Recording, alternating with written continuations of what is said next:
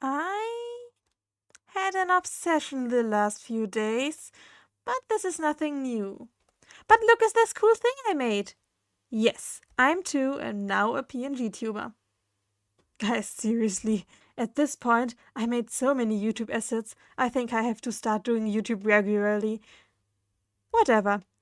The reason you probably clicked on this video is the same as I would have done if I clicked on my own video.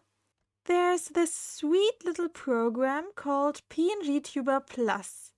Basically, you chop up a character you drew in Clip Studio Paint into so many layers that your potato laptop explodes, and then you throw all of those PNGs into this program, and after a bit of detangling and a bit of rigging, and boom, you have a PNG tuber.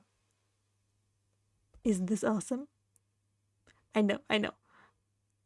This is why I obsessed over this so much the last days, because this is one of those programs that is so semi-hard to learn, but it is enough to stimulate my raccoon brain cells. The problem is I am quite an expressive person, and I don't like a half-assed job. So I wanted emotes. The problem is all of the 2 videos I watched did an awesome job on explaining the rigging and the importing and all of this important stuff, but where are the emotes? I wanted emotes. So I strained my 2 little raccoon brain cells and boom, I now can do emotes. So let me explain. To the secret lab! Don't worry, my little beauty. You will be important one day. Oh, yes, ignore this. Could you maybe, go on? Thanks. Now, when you are hitting editing mode, you have probably noticed those weird little numbers at the bottom corner here. But when you hit them, just some wacky stuff happened, so you just kept ignoring them.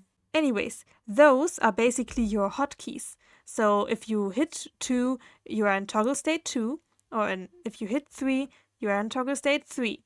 And those toggle states, they are basically when you hit them, you change the emote. But if one of those for some reason doesn't work, like 7 in my case, you just have to go out of this mode again and go in the settings over here. And then you can see what keys are bound to what toggle state.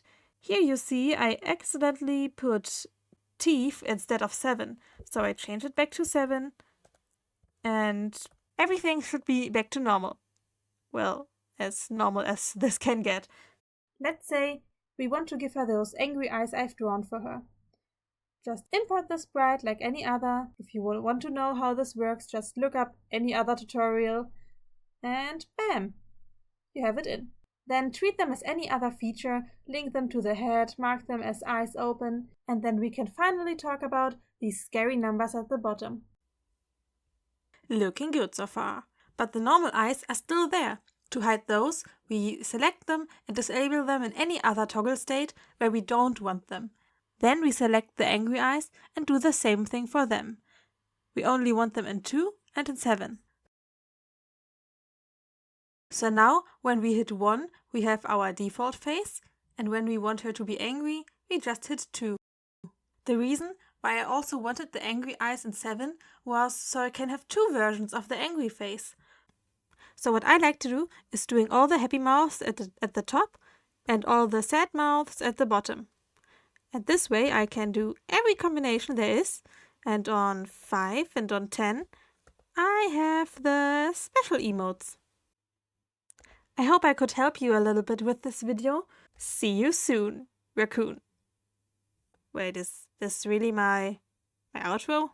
No, it can't be.